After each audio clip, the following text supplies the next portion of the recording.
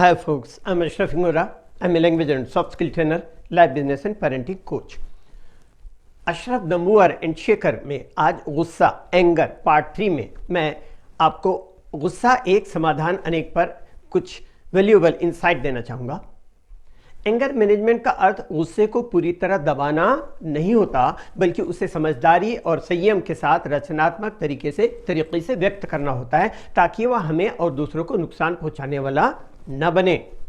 समाधान देखें। पहला, व्यक्तिगत स्तर पर आक्रामक रवैया का समाधान हमारे आसपास ही है। जिंदगी में सकारात्मक बदलाव लाएं।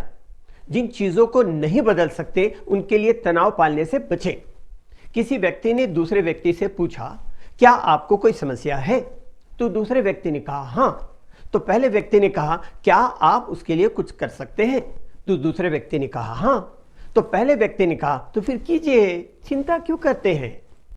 अब दूसरी स्थिति देखिए। एक व्यक्ति ने दूसरे व्यक्ति से पूछा, क्या आपको कोई समस्या है? तो दूसरे व्यक्ति ने कहा हाँ। तो पहले व्यक्ति ने उससे कहा कि क्या आप इसके लिए कुछ कर सकते हैं? तो दूसरे व्यक्ति ने कहा नहीं। तो पहले व्यक्ति ने कहा कि जब आप कुछ कर ही नहीं सकते तो चिंता क्यों करते हैं? इसलिए चीजों को दूसरे पहलू या अलग नजरिए से समझने की कोशिश करें। अपने शरीर के साथ साथ अपने मन को भी रिलैक्स होने दें। पॉजिटिव सोचें, पॉजिटिव काम करें, मेडिटेशन करें,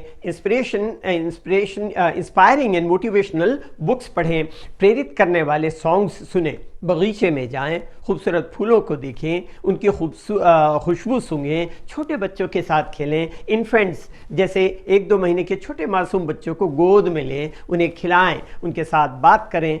इससे आपका गुस्सा और स्ट्रेस दोनों फुर्र हो जाएगा। इसके अलावा पालतू जानवरों के साथ भी खेल सकते हैं। दूसरा देखें, शांत बने रहने के लिए क्या करें? मान लीजिए आपकी बाइक के आगे अचानक कार आ जाती है, आपको एकदम से गुस्सा आ जाता है। फिर आप देखते हैं कि ड्राइवर सीट पर बैठा हुआ आदमी तो आपका जिगरी दोस्त है। ऐसे में ऑक्सीटोसिन हार्मोन रिलीज होता है और गुस्सा गायब हो जाता है। जब दोस्ती, प्यार, अपनापन और भाईचारे की भावना जागती है तो ऑक्सीटोसिन हार्मोन रिलीज होता है, जो कि आपके गुस्से को ठंडा कर देता है। मूवी में जब आप किसी को रोते देखते हैं तो वैसी भावना आपके चेहरे में भी आ जाती है। यह मिरर न्यूरॉन्स की वजह से होता है। गुस्से में आए व्यक्ति को शांत मन से समझाएं तो उसका गुस्सा भी ठंडा पड़ जाएगा, क्योंकि उसके मिरर न्यूरॉन्स आपकी शांत मुद्रा की नकल करते हैं। तीसरा देखें, स्कूल, घर, दफ्तर में माहौल बदलने की जरूरत है। खुद भी सोशल मीडिया ज़्यादा इस्तेमाल करने से परहेज करें और बच्चों को भी इसके ज़्यादा इस्तेमाल करने से रोकें। अच्छी किताबें पढ़ें और बच्चों को भी पढ़ने और कला से जुड़ने के लिए प्रेरित करें। घर और दफ्तर में ऐसा माहौल बनाएं कि कोई फैसला थोपने की बजाय लोग शांति से अपनी राय रख सकें। खुद भी सामाजिक बने और अपने बच्चों को भी सामाजिक बनाएं। चौथा देखें, गुस्सा और चिड़चिड़ापन हालात की वजह से होता है। कई बार इसके लिए आपके व्यक्तित्व से संबंधित दिक्कतें भी जिम्मेदार हो सकती हैं। अगर परिस्थितियों की वजह से गुस्सा आता है तो नजरिया बदलना पड़ेगा। अगर आप स्वभाव से ही गुस्सैले हैं तो अकारण ही गुस्सा हो जाते तो आपको अपना व्यवहार बदलना पड़ेगा।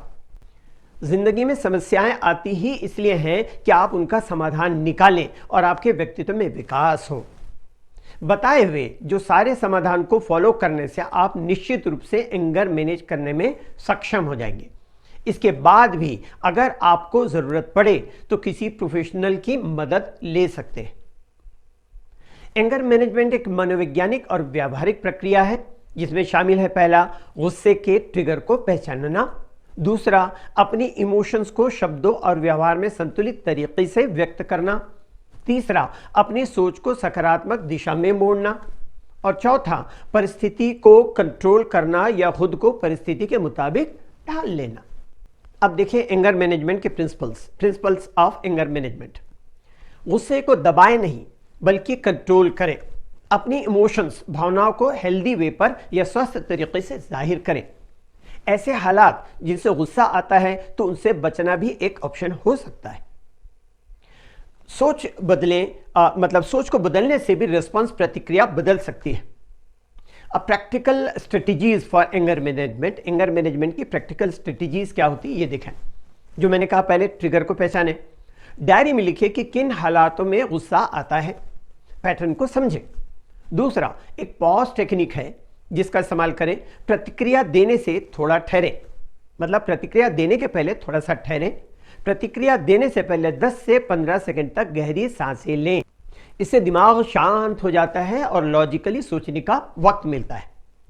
तीसरा, 4-7-8 जो कि ब्रीदिंग टेक्निक है, इसका इस्तेमाल करें। सांस लेने की तकनीक 4-7-8 इसको अपनाएं। 4-7-8 एक ब्रीदिंग टेक्निक का है जिसका प्रयोग करना है। 4 सेकंड सांस लें, 7 सेकंड रोकें, 8 सेकंड में छोड़ें। नेक्स्ट है चौथा, फिजिकल एक्सरसाइज, शारीरिक व्यायाम।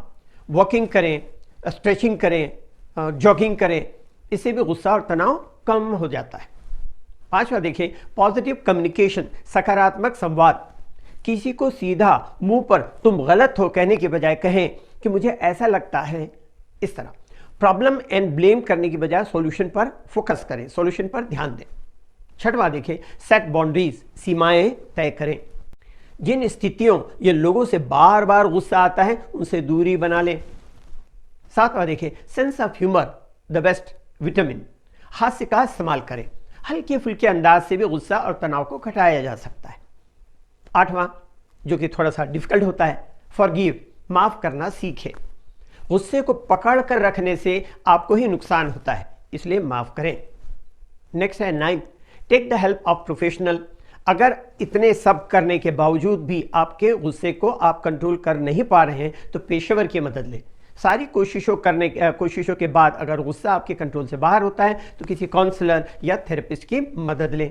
इंग्लिश के लिए आप मेरे channel English breakfast with Ashraf and soft skill के लिए Ashraf the mover and shaker को लाइक, शेयर एंड सब्सक्राइब करें। कमेंट सेक्शन में कमेंट करें, बेल आइकॉन प्रेस करें और मेरी बुक जरूर पढ़ें। Thanks for watching.